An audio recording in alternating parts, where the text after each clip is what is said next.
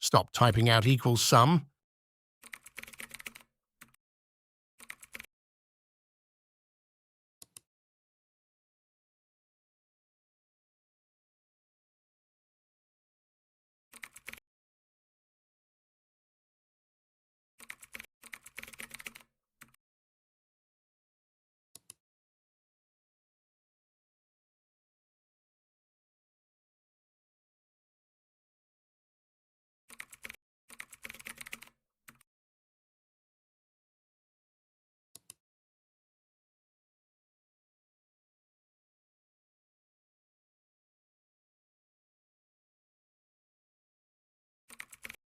Instead, select all data,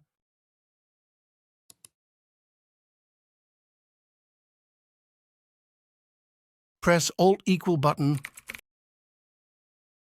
This even works with multiple cells at the same time. Here you can see your result. Thanks for watching my videos.